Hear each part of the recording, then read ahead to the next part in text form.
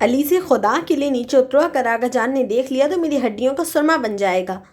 जावियार ने अपने कमरे की खिड़की से आधा बाहर लटकते हुए बराबर वाले घर की मुंडेर पर चौकड़ी मार कर बैठी लड़की को घूरा, जो बड़े सुकून से बालों को हिला रही थी और उसके हाथ में लाल सुर्ख टमाटर थे। हाँ, बड़े आए हड्डियां बचाने वाले। जावियार, तुमने कल रात मेरे फेवरेट ड्रामे का सस्पेंस क्यों खराब किया? तुम्हें किसने कहा था मुझे ये बताने को कि हीरोइन का एक्सीडेंट हो जाएगा? मेरी पूरी रात की नींद खराब हुई है। अलीज़े ने एक टमाटर हवा में उछाला और उसका निशाना सीधा जावियार की नाक की तरफ था। पागल लड़की, वो ड्रामा था और सोशल मीडिया पर ये हर जगह उसका प्रोमो चल रहा था। मैंने बता दिया तो कौन सा गुनाह कर दिया? और तुम इस वक्त मुंडेर पर बैठी कज़न नहीं बल्कि कोई जल्लाद लग रही हो। जावियार ने खिड़की का पर्द थोड़ा आगे किया ताकि टमाटर से बच सके। अच्छा, मैं जल्लाद हूँ? तो फिर ये लो अपनी सज़ा। अलीज़े ने जैसे ही टमाटर फेंकने के लिए हाथ उठाया, जावियार ने डर के मारे दोनों हाथ मुंह के आगे कर लिए। अरे रुको रुको, खुदा के लिए टमाटर मत मारना। मैंने अभी नई सफ़ेद कमीज़ पहनी है, यूनिवर्सिटी जाना है। अम्मी मुझे जिंदा दफन कर देंगी। तो फिर कान पकड़ो और बोलो कि अलीज़े कायनात की सबसे मासूम और प्यारी लड़की है। अलीज़े ने मुंडेर पर थोड़ा आगे झुकते हुए हुक्म चलाया। मैं झूठ बोलूं, वो भी सुबह सुबह? तौबा है, तुम मासूम हो तो फिर गली का वो हीरो कुत्ता भी मासूम है जो रात भर मेरी बाइक के पीछे भागता है। जावियार ने मुंह बनाकर कहा। अभी अलीज़े उसका सर फाड़ने के लिए निशाना बांध ही रही थी कि पीछे से एक ऐसी गरजदार आवाज आई कि दोनों के तोते उड़ गए। ये यहाँ क्या तमाशा हो रहा है? आगा जान सहन में नमूदार हो चुके थे। कलफ लगा सफ़ेद कुर्ता शलवार, हाथ में चांदी की मठ वाली छड़ी और चेहरे पर वो रोब कि अच्छे अच्छे गुनाहगारों के पसीने छूट जाएं। दोनों घरों का एक ही उसूल था, आगा जान का हुक्म मतलब पत्थर पर लकीर। अलीज़े का हाथ हवा में ही रुक गया। उसने सेकंड के 1000वें हिस्से में अपने चेहरे के तासुरात बदले। गुस्सा गायब हुआ और उसकी जगह दुनिया भर की मजलूमियत चेहरे पर आ गई। वो जल्दी से मुंडेर से नीचे उतरी और रोती सूरत बनाकर आगा जान के पीछे छुप गई। आगा जान, देखिए ना जावियार को। मैं तो बस यहाँ परिंदों को दाना डाल रही थी और ये मुझे खिड़की से बंदरों की तरह डरा रहा था। कह रहा था कि अगर मैंने इसका कहना नहीं माना तो वो मेरी पालतू बिल्ली मानो को गली के कुत्तों के हवाले कर देगा।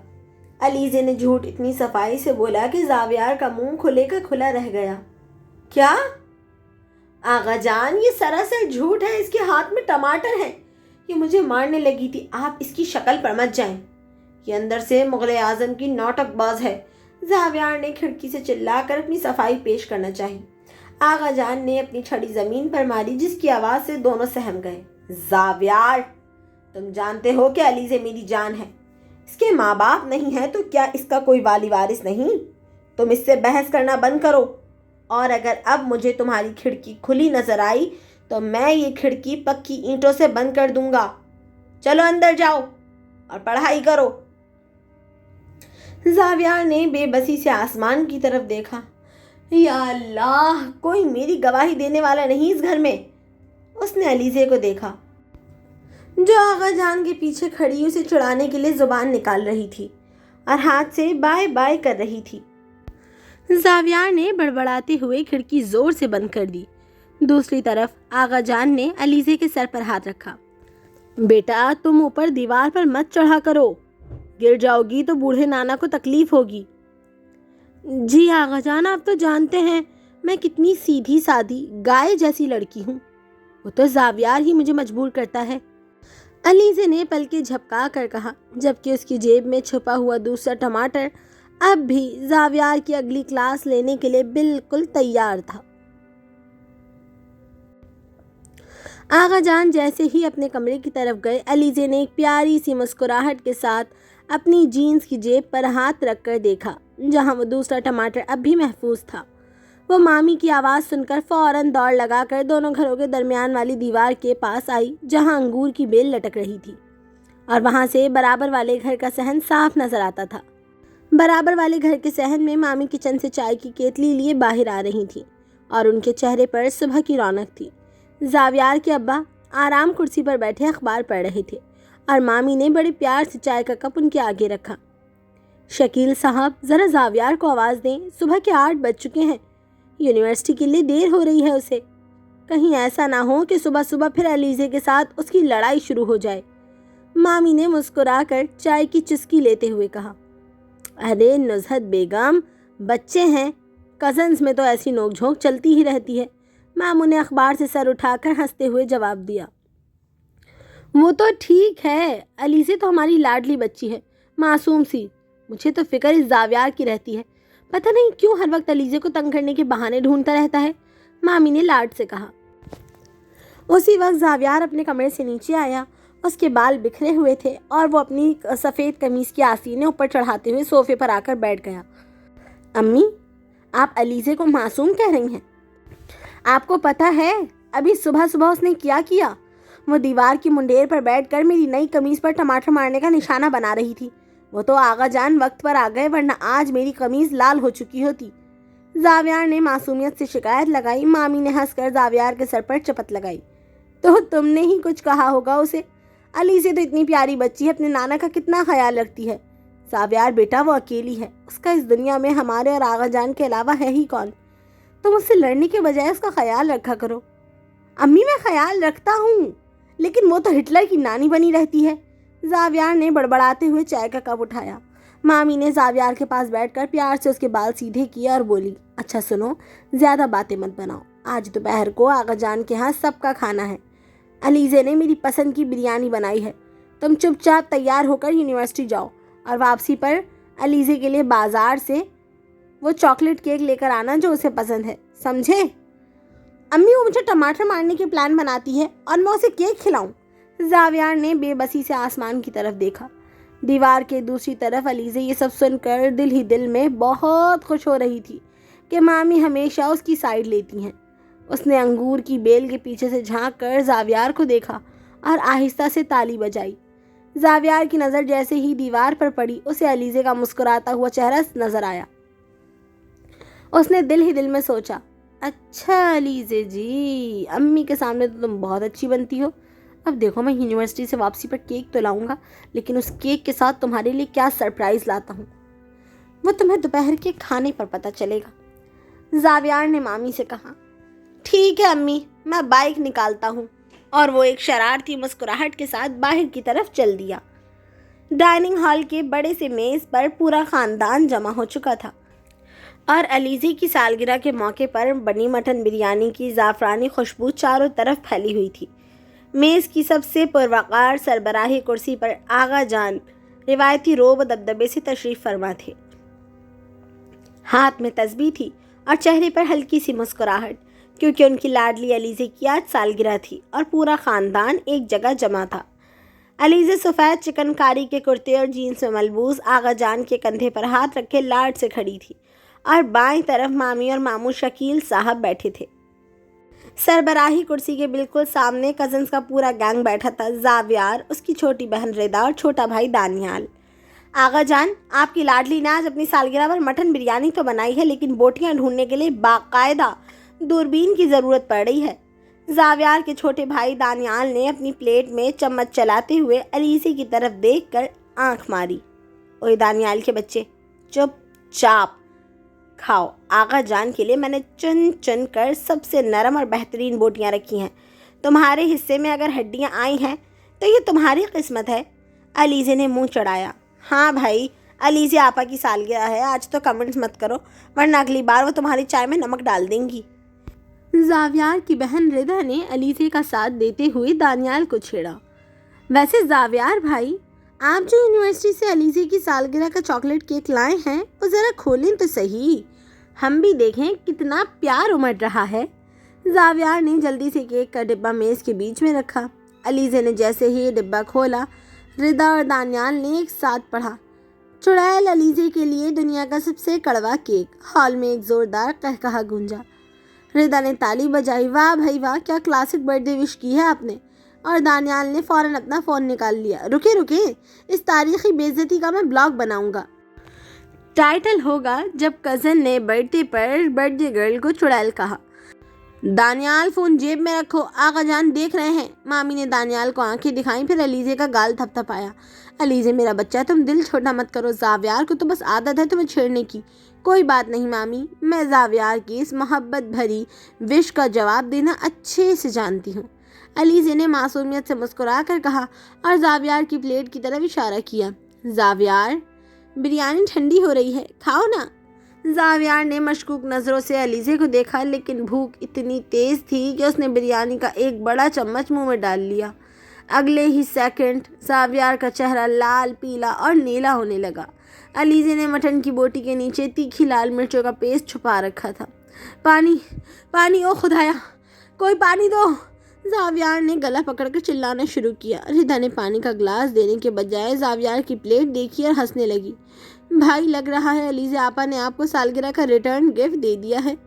اور دانیال نے کمنٹس دیے، بریکنگ نیوز، زاویار بھائی کا انجن فیل ہو گیا ہے، منہ سے دھواں نکل رہا ہے۔ پورے میز پر کزنز کی اس چھیڑ چھاڑ سے مچھلی بازار بن گیا تھا۔ ماموں شکیل اپنی ہنسی دبانے کے لیے اخبار کے پیچھے چھپ گئے اور مامی بھی مسکرا دی۔ آخر کار سربراہی کرسی پر بیٹھے آغا جان نے اپنی چاندی کی مٹھ والی چھڑی فرش پر زور سے ماری۔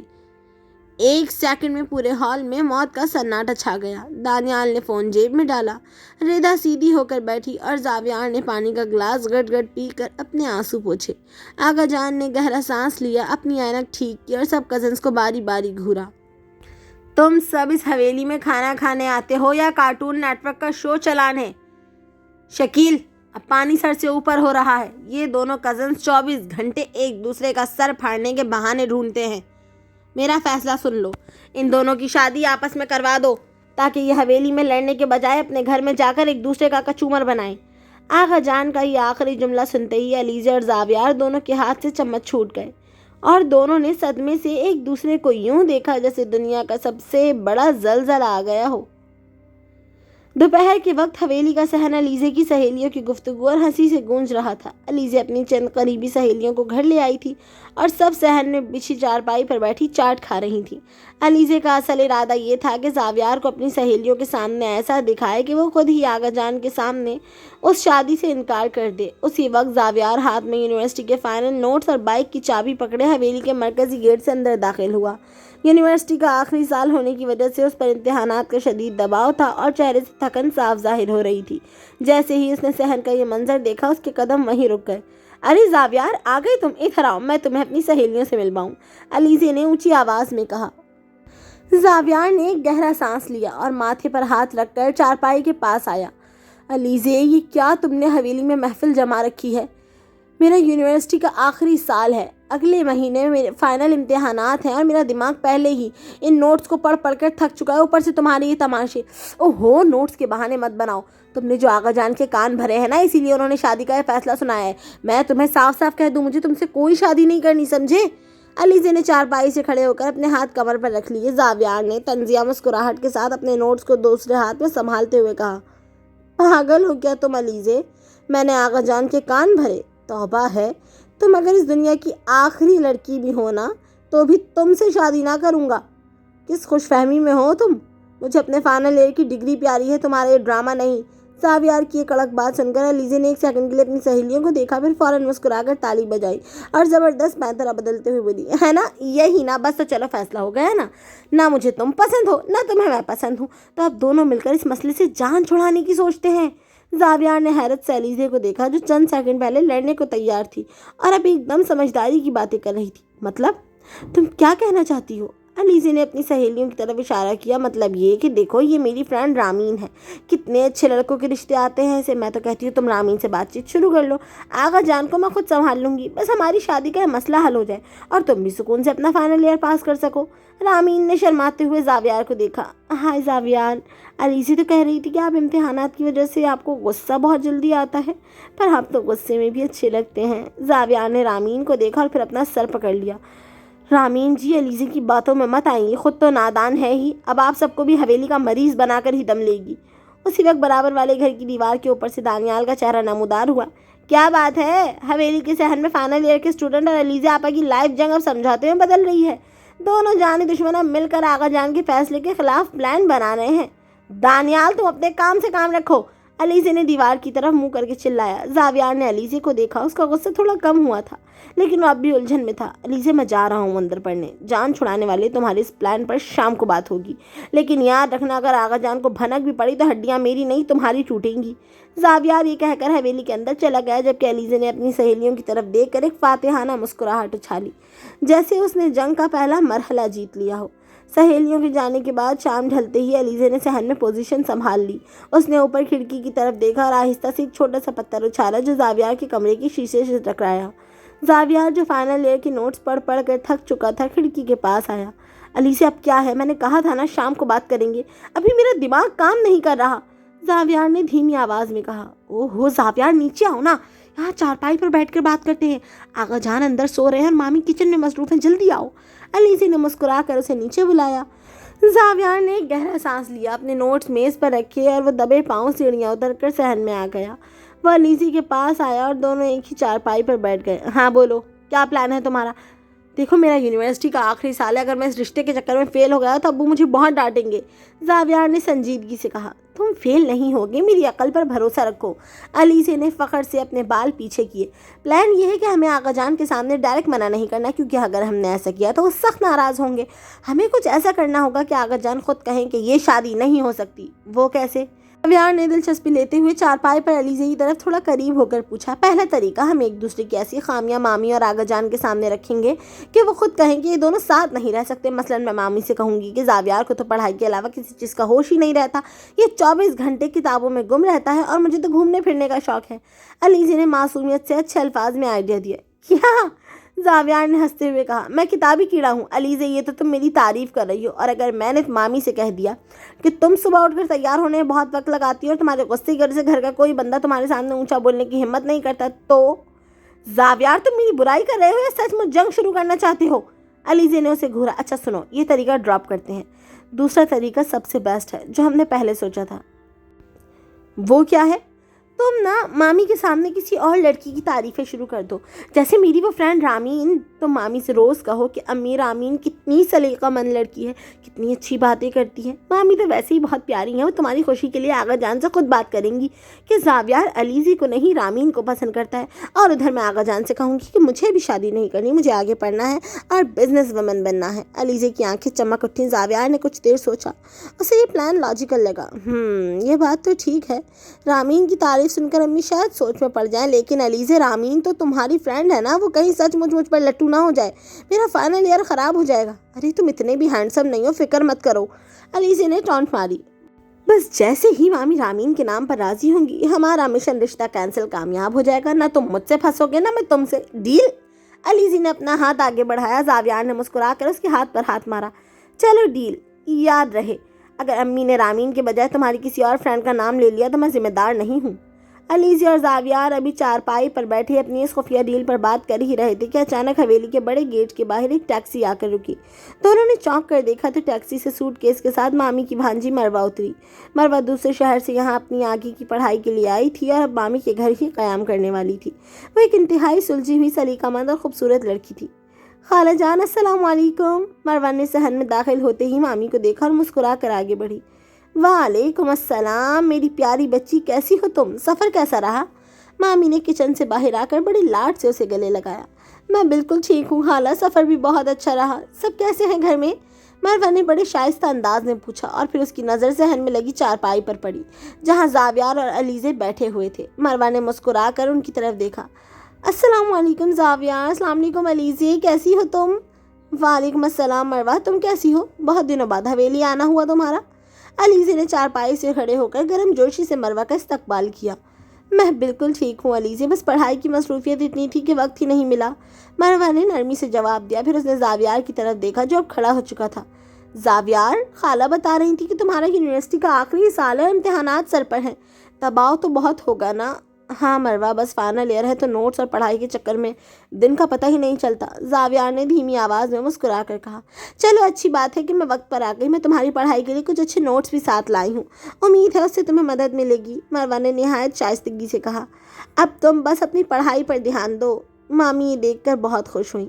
ہاں زاویار بیٹا، مروہ ٹھیک کہہ رہی ہے، تم دونوں اب پڑھائی کی باتیں اندر بیٹھ کر کرو، میں تم سب کے لیے چائے بناتی ہوں۔ زاویار نے علیزے کی طرف دیکھا اور مامی کی بات مان کر مروہ کے ساتھ اندر ہال کی طرف چل دیا تاکہ وہ نوٹس دیکھ سکے، لیکن علیزے صحن میں کھڑی ان دونوں کو اندر جاتے دیکھتی رہ گئی۔ اگرچہ وہ خود زاویار سے شادی نہیں کرنا چاہتی تھی، لیکن مروہ کے آتے ہی زاویار کی پڑھائی کی فکر کرنا اور مامی کا ان دونوں کو اندر بھیج دینا علیزے کو تھوڑا عجیب لگا۔ اپنے موڈ کو ٹھیک کرنے کے لیے علیزے حویلی کی چھت پر چلی گئی۔ شام کا وقت تھا، ٹھنڈی ہوا چل رہی تھی اور علیزے چھت کی منڈیر کے پاس کھڑی گہرا سانس لے رہی تھی کہ لاشعوری طور پر اس کی نظر سامنے والے گھر کی چھت کی طرف گئی۔ واہ! وہاں ایک نہایت پرکشش اور ہینڈسم لڑکا آرش ہاتھ میں کافی کا مگ لیے کھڑا تھا۔ جیسے ہی آرش کی نظر علیزے پر پڑی وہ وہیں رک گیا۔ علیزے نے جب دیکھا کہ سامنے والی چھت سے کوئی اسے دیکھ رہا ہے تو اسے نظر چرانے کی کوشش کی، لیکن آرش کے چہرے پر ایک نہایت شائستہ اور دھیمی مسکراہٹ ابھر آئی۔ آرش نے بڑے ہی باوقار انداز میں علیزے کو دیکھ کر ہاتھ سے سلام کا اشارہ کیا۔ علیزے کا دل ایک پل کے لیے دھک سے رہ گیا، کیونکہ اس سے پہلے کبھی کسی لڑکے کو اس طرح نوٹس نہیں کیا تھا۔ اس نے جھک کر چھت پر لگی انگور کی بیل کی پتی کو چھوا اور ہلکے سے مسکرا کر آرش کے سلام کا جواب نظروں ہی نظروں میں دے دیا۔ آنے والے دنوں میں یہ روز کا معمول بن گیا۔ مروہ نیچے مامی کے گھر زاویار کی پڑھائی کے لیے شیڈول بنانے میں مصروف رہتی، جس کی وجہ سے علیزے اور زاویار کو اپنی ڈیل پر بات کرنے کا موقع نہیں مل پاتا تھا اور ان میں ایک فاصلہ آنے لگا تھا۔ لیکن علیزے اب روز شام کو چھت پر چلی جاتی جہاں آرش پہلے سے موجود ہوتا۔ دونوں کے بیچ اب روز اشارے بازی، چھت سے ایک دوسرے کو دیکھنا اور دل ہی دل میں پسند کرنے کا ایک خوبصورت اور رومانوی سلسلہ شروع ہو چکا تھا۔ شام کا وقت تھا اور آسمان پر ہلکی لالی چھائی ہوئی تھی۔ علیزے روز کی طرح حویلی کی چھت پر لگی انگور کی بیل کے پاس کھڑی تھی اور سامنے والی چھت پر موجود آرش اسے دیکھ کر مسکرا رہا تھا۔ آرش نے نہایت شائستگی سے ہاتھ ہلا کر علیزے کو کچھ اشارہ کیا۔ علیزے نے شرما کر اپنے دوپٹے کا پلو انگلی پر لپیٹا اور دھیمے سے سر ہلا دیا۔ دونوں کا یہ خاموش رابطہ چل ہی رہا تھا کہ اچانک علیزے کے پیچھے قدموں کی آواز آئی۔ علیزے، تم روز شام کو یہاں چھت پر کیا کرنے آتی ہو؟ ایک جانی پہچانی اور کڑک دار آواز گونجی۔ علیزے نے چونک کر مڑ کر دیکھا تو سامنے زاویار کھڑا تھا، جس کے ہاتھ خالی تھے، لیکن اس کی نظریں سیدھی سامنے والی چھت پر جمی ہوئی تھی جہاں آرش اب تھوڑا گڑبڑا کر پیچھے ہٹ رہا تھا۔ علیزے کا دل جیسے حلق میں آ گیا۔ اس نے فوراً خود کو سنبھالا اور اپنی جینز کی جیب میں ہاتھ ڈالتے ہوئے بولی، زاویار، تم نیچے مروہ کے ساتھ نوٹس نہیں دیکھ رہے تھے؟ یہاں اوپر کیا کرنے آئے ہو؟ مروہ نیچے امی کے ساتھ کچن میں ہے۔ زاویار نے قدم آگے بڑھایا اور سامنے والی چھت کی طرف اشارہ کیا جہاں آرش اب اندر جا چکا تھا۔ اور میں یہ دیکھنے آیا تھا کہ ہماری مشن رشتہ کینسل کی پارٹنر روز شام کو چھت پر آ کر انگور کے پتے چھونے کے بہانے کس سے اشارے بازی کرتی ہے۔ زاویار کے لہجے میں ایک عجیب سی بے چینی اور غصہ تھا جو اس نے خود بھی پہلے کبھی محسوس نہیں کیا تھا۔ اشارے بازی؟ کون سی اشارے بازی؟ میں تو بس یہاں ٹھنڈی ہوا کھانے آئی تھی۔ علیزے نے نظر چرانے کی ناکام کوشش کی۔ اچھا، ٹھنڈی ہوا کھانے آئی تھی؟ تو وہ سامنے لڑکا جو تمہیں دیکھ کر ہاتھ ہلا رہا تھا، کیا وہ تمہیں موسم کا حال بتا رہا تھا؟ زاویار نے طنز کیا اور اس کے دل میں ایک عجیب سی جلن ابھری۔ علیزے، ہم نے پلان بنایا تھا کہ میں رامین کی تعریف کروں گا تاکہ امی رشتہ بدلیں، اور تم یہاں خود ہی اپنا نیا رشتہ ڈھونڈنے بیٹھ گئی، تو اس میں برائی کیا ہے؟ علیزے نے بھی اپنے تیور بدلے اور تھوڑا قریب آ کر بولی، تمہیں تو مجھ سے شادی نہیں کرنی نا؟ تم تو کہتے ہو میں دنیا کی آخری لڑکی ہوں، تو بھی تم شادی نہ کرو۔ اگر میں کسی اور کو پسند کرنے لگی ہوں تو تمہیں کیا تکلیف ہو رہی ہے؟ علیزے کی یہ بات سن کر زاویار ایک پل کے لیے لاجواب ہو گیا۔ وہ خود نہیں جانتا تھا کہ اسے علیزے کا کسی اور لڑکے کو دیکھ کر مسکرانا اتنا برا کیوں لگ رہا تھا۔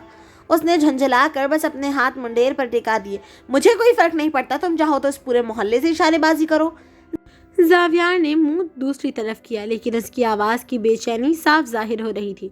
میں تو بس یہی کہہ رہا ہوں کہ اگر آغا جان نے دیکھ لیا تو وہ تمہارے اس ہیرو کو محلے سے ہی بھگا دیں گے۔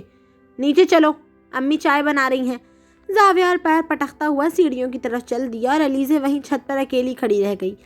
صحن کی سیڑھیوں سے زاویار کے اترنے کی آواز آہستہ آہستہ مدھم ہو گئی، لیکن علیزے کا دماغ وہیں رک گیا تھا۔ اس نے مڑ کر ایک بار پھر سامنے والی چھت کی طرف دیکھا جہاں اب اندھیرا بڑھنے کی وجہ سے کوئی موجود نہیں تھا، لیکن اس کے دل میں آرش کے خیالات کے بجائے زاویار کا غصے سے لال چہرہ گھوم رہا تھا۔ علیزے نے چھت کی منڈیر پر اپنے ہاتھ ٹکائے گہرا سانس لیتے ہوئے سوچنے لگی، ہاں، یہ زاویار اس طرح غصہ کر کے کیوں چلا گیا ہے؟ اسے اتنی تکلیف کیوں ہو رہی ہے اور یہ سڑ کیوں رہا ہے؟ علیزے کو زاویار کا یہ رویہ بہت عجیب لگا۔ اس نے اپنے دوپٹے کو درست کیا اور بڑبڑائی، عجیب انسان ہے، ابھی کچھ دن پہلے اسی چارپائی پر بیٹھ کر ہم نے ڈیل کی تھی کہ ہم ایک دوسرے سے جان چھڑائیں گے۔ اسے تو خوش ہونا چاہیے کہ میں کسی اور کو پسند کرنے لگی ہوں اور ہمارا رشتہ کینسل کرنے کا مشن آسان ہو گیا ہے۔ پھر یہ اتنے غصے میں کیوں ہیں؟ میری زندگی ہے، میں جس سے چاہوں اشارے بازی کروں، اسی بیچ میں بولنے کا کیا حق ہے؟ وہ جتنا سوچ رہی تھی اس کی الجھن اتنی ہی بڑھتی جا رہی تھی۔ زاویار تو ہمیشہ علیزے سے دور بھاگتا تھا، تو آج جب اس نے علیزے کو کسی اور کی طرف مسکراتے دیکھا تو اس کے لہجے میں وہ حسد اور بے چینی کیوں تھی؟ علیزے نے چہرے پر ہاتھ پھیرا۔ وہ دل ہی دل میں عارش کی شائستگی کو پسند تو کرنے لگی تھی، لیکن زاویار کی اس بلا وجہ کی جلن نے اس کے اندر ایک عجیب سا سکون بھی پیدا کر دیا تھا جسے وہ خود بھی سمجھ نہیں پا رہی تھی۔ علیزے نیچے آؤ بیٹا، چائے تیار ہو گئی ہے۔ نیچے صحن سے مامی کی پیاری اور اونچی آواز گونجی۔ علیزے نے اپنی سوچوں کو جھٹکا، اپنی جینز کی جیب میں ہاتھ ڈالا اور دھیرے دھیرے سیڑھیوں کی طرف بڑھنے لگی۔ علیزے سیڑھیاں اتر کر نیچے ہال میں آئی تو وہاں کا ماحول روز کی طرح عام نہیں تھا۔ ڈائننگ ٹیبل پر چائے کی کیتلی سے دھواں اٹھ رہا تھا۔ مامی مسکرا کر کپوں میں چائے نکال رہی تھیں اور ماموں شکیل صاحب آرام سے بیٹھے ہوئے تھے۔ لیکن سب سے اہم بات یہ تھی کہ میز کی سربراہی کرسی پر آغا جان خود تشریف فرما تھے، جو عام طور پر شام کی چائے اپنے کمرے میں پیتے تھے۔ زاویار ایک کونے کی کرسی پر چہرہ دوسری طرف کیے خاموش بیٹھا تھا اور مروہ مامی کے برابر میں بیٹھ کر بڑے سلیقے سے بسکٹ پلیٹ میں سجا رہی تھی۔ آؤ علیزے بیٹا بیٹھو، آغا جان نے علیزے کو دیکھتے ہی شفقت سے کہا۔ علیزے اپنی جینز کی جیب سے ہاتھ نکال کر چپ چاپ زاویار کے سامنے والی کرسی پر بیٹھ گئی۔ مامی نے ایک کپ چائے علیزے کی طرف بڑھائی اور پھر آغا جان نے گلا صاف کرتے ہوئے سب کی طرف دیکھا۔ ہال میں ایک دم خاموشی چھا گئی۔ علیزے، زاویار، تم دونوں کو کچھ بتانا ہے بیٹا۔ آغا جان نے دونوں کو باری باری دیکھا۔ اس جمعے کو جو ہے نا، ہم لوگوں نے تم دونوں کی منگنی کا سوچا ہے۔ بھائی منگنی ہو جائے تو ہمیں بھی سکون ہو جائے اور شادی کی بات وقت پر پکی ہو جائے۔ مامی نے فوراً خوشی سے تالی بجائی۔ ماشاءاللہ آغا جان، آپ نے میرے دل کی بات کہہ دی، میں تو کل ہی سے تیاریوں میں لگ جاؤں گی۔ ماموں شکیل نے بھی مسکرا کر تائید میں سر ہلایا۔ آغا جان کا یہ فیصلہ سنتے ہی علیزے کے ہاتھ سے چائے کا چمچ چھوٹتے چھوٹتے بچا۔ اس نے فوراً اپنی نظریں سامنے بیٹھے زاویار پر ٹکائیں، کیونکہ اس کا خیال تھا کہ زاویار ہمیشہ کی طرح فوراً چلا اٹھے گا، کوئی نہ کوئی بہانہ بنائے گا یا کم از کم غصے سے علیزے کو دیکھے گا کہ مشن رشتہ کینسل کا کیا ہوا۔ لیکن علیزے نے زندگی میں پہلی بار یہ محسوس کیا کہ زاویار نے کوئی ری ایکشن نہیں دیا۔ وہ بالکل خاموش بیٹھا رہا۔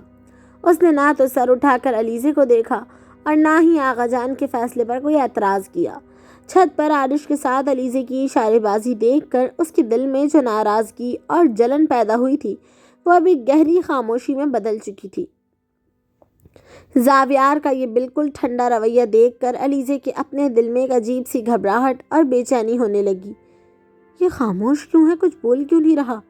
دوسری طرف جیسے ہی منگنی کا یہ فرمان سنایا گیا، مروہ کے اندر تو جیسے آگ لگ گئی۔ اس کے ہاتھ میں پکڑی ہوئی بسکٹ کی پلیٹ ہلکی سی کانپی۔ وہ جو دوسرے شہر سے اتنے مان کے ساتھ زاویار کی پڑھائی اور مستقبل کا حصہ بننے آئی تھی، اس کے سارے خواب ایک سیکنڈ میں بکھرے تھے۔ مروہ نے تیکھی نظروں سے پہلے علیزے کو دیکھا جو خود الجھن میں تھی، اور پھر زاویار کو گھورا جو بالکل لا تعلق بنا بیٹھا تھا۔ مروہ کا چہرہ غصے اور حسد کے مارے لال ہونے لگا، لیکن آغا جان کے روب کے سامنے وہ کچھ بولنے کی ہمت نہیں کر پا رہی تھی۔ چائے کے اس پورے منظر میں اب ایک انوکھی خاموشی چھا چکی تھی۔ جہاں مامی اور ماموں خوش تھے، آغا جان پرسکون تھے۔ مروہ اندر ہی اندر جل رہی تھی اور علیزے سامنے بیٹھے خاموش زاویار کو دیکھ کر اپنی زندگی کی سب سے بڑی الجھن میں پھنس چکی تھی۔ چائے ختم ہونے کے بعد جب آغا جان اور مامی اپنے اپنے کمروں کی طرف چلے گئے تو علیزے کا دل گھبراہٹ سے پھٹنے لگا۔ اسے زاویار کی وہ خاموشی اندر ہی اندر کھا رہی تھی۔ وہ فوراً اٹھی اور دبے پاؤں زاویار کے کمرے کی طرف بڑھی تاکہ اس سے پوچھ سکے کہ اس نے آغا جان کے سامنے منگنی سے منع کیوں نہیں کیا۔ جیسے ہی وہ زاویار کے کمرے کے کھلے دروازے کے پاس پہنچی، اس کے قدم وہیں جم گئے۔ کمرے کے اندر مروہ پہلے سے موجود تھی اور اس کا چہرہ آنسوؤں سے بھیگا ہوا تھا، جبکہ زاویار ہاتھ باندھے کھڑکی کے پاس نہایت سنجیدگی سے کھڑا تھا۔ زاویار، تم آغا جان کے فیصلے پر خاموش کیسے رہ سکتے ہو؟ مروہ نے روتے ہوئے زاویار کا ہاتھ پکڑنے کی کوشش کی۔ میں دوسرے شہر سے سب کچھ چھوڑ کر صرف تمہارے لیے یہاں آئی ہوں۔ میں تم سے محبت کرتی ہوں زاویار۔ زاویار نے فوراً اپنا ہاتھ پیچھے کیا اور نہایت سرد لہجے میں بولا، مروہ تمہارا دماغ ٹھیک ہے؟ میں نے ہمیشہ تمہیں اپنی بہنوں کی طرح رکھا ہے اور کبھی اس نظر سے نہیں دیکھا۔ زاویار کے منہ سے یہ سنتے ہی مروہ کا دل جیسے ٹوٹ گیا۔ اس نے روتے ہوئے صدمے سے کہا، بہنوں کی طرح یہ تم کیا کہہ رہے ہو؟ اور آخر مجھ میں ایسی کیا کمی ہے؟ کیا ہے ایسا جو اس علیزے میں ہے اور مجھ میں نہیں ہے؟ زاویار نے مروہ کی آنکھوں میں آنکھیں ڈال کر کہا، علیزے سب سے الگ ہے، تمہاری طرح بناوٹی نہیں ہے مروہ۔ تمہیں کیا لگتا ہے تم جس دن سے یہاں آئی ہو مجھے اچھی طرح پتا تھا کہ تمہاری نظروں میں کیا چل رہا ہے۔ میں صرف امی کے منہ کو تمہیں برداشت کر رہا ہوں، لہٰذا اپنی تعلیم مکمل کرو اور چلتی بنو، اور دوبارہ علیزے کے بارے میں کچھ بولنے کی ضرورت نہیں ہے۔ مروہ صدمے سے اپنے آنسو پوچھتی ہوئی کمرے سے باہر بھاگی۔ علیزے جلدی سے ایک ستون کے پیچھے چھپ گئی۔ جب مروہ چلی گئی تو علیزے نے دھڑکتے دل کے ساتھ زاویار کے کمرے میں جھانکا۔ اس کے دل میں زاویار کے لیے پہلی بار ایک انوکھی محبت اور احترام بڑھ چکا تھا۔ وہ جو اب تک زاویار کو ہمیشہ اپنے سامنے پنگے بازیاں کرتے دیکھتی تھی، اب اسے اپنی زندگی کا سب سے سچا اور محافظ انسان لگنے لگا تھا۔ اگلی ہی صبح علیزے جب حویلی کے گیٹ پر کھڑی تھی تو برابر والے گھر کے نوکر شیدے نے اسے ایک پرانا اخبار اور کچھ کاغذات لا کر دیے۔ شیدے نے بتایا، علیزے بی بی، وہ سامنے والی چھت پر جو عارش صاحب رہتے ہیں نا، ان کے گھر کل پولیس آئی تھی۔ ان کے ابا کا کوئی پرانا جھگڑا تھا۔ علیزے نے جیسے ہی وہ کاغذات اور اخبار کی پرانی سرخی دیکھی، اس کے پاؤں تلے سے زمین نکل گئی۔ عارش کوئی کنوارا لڑکا نہیں تھا۔ وہ نہ صرف پہلے سے شادی شدہ تھا بلکہ اسے لڑکیوں کو دھوکہ دینے اور انہیں اپنے جال میں گھیرنے کی بری عادت تھی۔ وہ اپنی بیوی کو چھوڑ کر یہاں چھپ کر رہ رہا تھا اور علیزے کو بیوقوف بنا رہا تھا۔ علیزے نے استغفار پڑھا اور اپنے کانوں کو ہاتھ لگایا۔ توبہ ہے یا اللہ، میں کس انسان کو پسند کرنے لگی تھی؟ اس نے فوراً عارش کی طرف سے اپنا دل بالکل صاف کر لیا۔ آخرکار جمعے کا دن آ ہی گیا۔ حویلی کو سفید پھولوں اور روشنیوں سے دلہن کی طرح سجایا گیا تھا۔ مامی نے علیزے کو ایک خوبصورت ہلکے گلابی رنگ کا لہنگا پہنایا تھا جس میں وہ کسی پری جیسی لگ رہی تھی، اور زاویار سفید ریشمی کرتے میں نہایت وجیح لگ رہا تھا۔ آقا جان کے سامنے دونوں نے ایک دوسرے کی انگلیوں میں منگنی کی انگوٹھی پہنا دی۔ مروہ ایک کونے میں کھڑی حسد کی آگ میں جل رہی تھی، لیکن اب کچھ نہیں ہو سکتا تھا۔ فنکشن ختم ہونے کے بعد جب مہمان چلے گئے تو زاویار نے چپکے سے علیزے کا ہاتھ پکڑا اور اسے حویلی کے پچھلے باغ میں لے گیا جہاں چاند کی پرسکون روشنی بکھری ہوئی تھی۔ ہاں تو علیزے بی بی، اب تو ہماری منگنی ہو گئی، اب بھی مجھے اتنا ہی غیر ہینڈسم سمجھتی ہو؟ زاویار نے مسکرا کر پوچھا۔ علیزے نے شرما کر اپنی نظریں جھکا لی اور دھیمی آواز میں بولی، میں نے مروہ کے ساتھ تمہاری وہ ساری گفتگو سن لی تھی۔ زاویار، مجھے نہیں پتا تھا کہ تم دل کے اتنے اچھے ہو اور میرے بارے میں ایسا سوچتے ہو۔ زاویار مسکرایا۔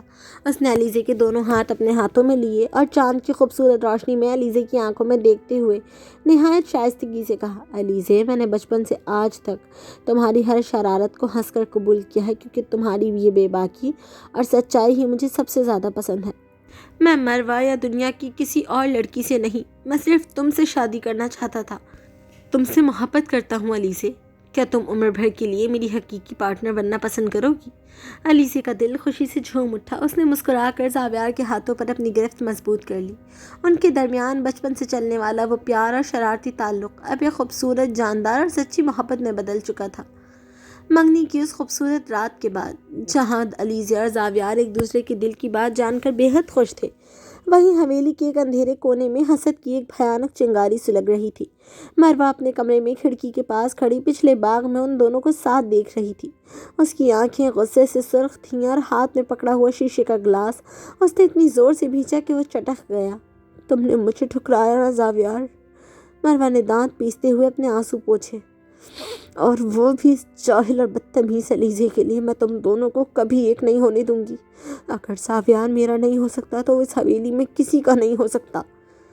اگلی ہی صبح سے مروہ نے اپنے مہروں کو ہلانا شروع کر دیا۔ اس نے حویلی میں سب کے سامنے خود کو بالکل نارمل دکھایا، جیسے اسے زاویار کی باتوں کا کوئی برا نہ لگا ہو۔ وہ کچن میں مامی کا ہاتھ بٹانے لگی اور علیزے سے بھی مسکرا کر بات کرنے لگی تاکہ کسی کو اس پر شک نہ ہو، لیکن اندر ہی اندر اس کا شیطانی دماغ ایک ایسی چال بن رہا تھا جو دونوں خاندانوں کو جڑ سے ہلا کر رکھ دینے والی تھی۔ مروہ جانتی تھی کہ علیزے آغا جان کی کمزوری ہے اور آغا جان کے لیے خاندانی عزت سے بڑھ کر کچھ نہیں۔ اس نے چھت پر علیزے اور عارش کے بیچ ہونے والے رابطوں کو پہلے ہی نوٹ کر رکھا تھا۔ مروہ نے چپکے سے عارش کے گھر کا پتہ نکالا اور اس کی حقیقت جاننے کے باوجود عارش سے ایک ویران گلی میں ملاقات کی۔ تم علیزے کو حاصل کرنا چاہتے ہو نا عارش؟ مروہ نے نقاب کے پیچھے سے اپنی سرد آواز میں کہا، میں تمہیں وہ موقع دوں گی، بس جیسا میں کہوں वैसा करो। आरिश जो एक मुख मोहरा और धोखेबाज इंसान था, अलीसी की खूबसूरती और हवेली की दौलत देखकर पहले ही पागल हो रहा था। उसने फ़ौरन मरवा का साथ देने का फ़ैसला कर लिया।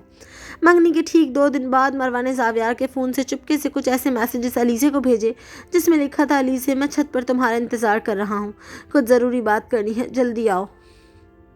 दूसरी तरफ उसने आरिश को भी उसी वक्त हवेली के पिछले रास्ते से छत पर बुला लिया। अलीसे जैसे ही मैसेज पढ़कर खुशी खुशी छत पर पहुंची, वहां ज़ावियार के बजाय आरिश खड़ा था। पहले कि अलीसे कुछ समझ पाती या वहां से भागती, आरिश ने ज़बरदस्ती उसका हाथ पकड़ लिया। अलीसे ने शौक में आकर चीख मारी, लेकिन उसी सेकंड मरवा नीचे से आगा जान, मामी और मामू को किसी बहाने से छत पर ले आई। जैसे ही आगा जान ने छत का दरवाज़ा खोला, सामने का मंजर देखकर उनके हाथ से छड़ी छूट गई। आरिश अलीसे का हाथ पकड़े खड़ा था और अलीसे के चेहरे पर खौफ था। ये क्या बेहयाई है? आगा जान की गरजदार आवाज़ गूंजी। अलीसे ने रोते हुए आगा जान की तरफ देखा। आगा जान, खुदा की कसम मैंने इसे नहीं बुलाया, मैं तो ज़ावियार के कहने पर आई थी। लेकिन मरवा ने फ़ौरन पैंतरा बदला और मासूम बनते हुए बोली, आगा जान, मैंने खुद अलीसे को इस लड़के के साथ पहले भी छत पर इशारे करते देखा था। मुझे लगा ये बस दोस्ती है, पर मंगनी के बाद भी ये सब। उसी वक्त ज़ावियार भी दौड़ता हुआ छत पर पहुंचा। माहौल की संगीनी और अलीसी की आंखों में आंसू देखकर उसका खून खौल उठा। उसने आगे बढ़कर आरिश की गिरेबान पर हाथ डाला। तुम्हारी हिम्मत कैसे हुई मेरी मंगेतर के पास आने की? आरिश ने मरवा के प्लान के मुताबिक एक गंदी मुस्कुराहट उछाली। अरे ज़ावियार भाई, गुस्सा क्यों करते हो? अलीसी ने खुद मुझे मैसेज करके बुलाया था, यकीन नहीं आता तो इसका फ़ोन चेक कर लो। जब ज़ावियार ने अलीसे का फ़ोन देखा तो वाकई उसमें आरिश के नंबर पर लोकेशन और टाइम भेजा गया था। हवेली का माहौल एकदम से अक्सर बदल गया। आगा जान का रोबदार चेहरा सदमे और गुस्से से सफ़ेद पड़ चुका था। मामी ने अफसोस से अपने मुंह पर हाथ रख लिया और अलीसे बेबसी से ज़ावियार को देख रही थी। अलीसे की आंखों से बहते आंसू ज़ावियार के दिल पर खंजर की तरह लग रहे थे। आगा जान का पारा आसमान पर था और मरवा के चेहरे पर एक छुपी हुई फातिहाना मुस्कुराहट थी। हर कोई अलीसे को शक की निगाह से देख रहा था, लेकिन ज़ावियार का दिमाग तेज़ी से काम कर रहा था।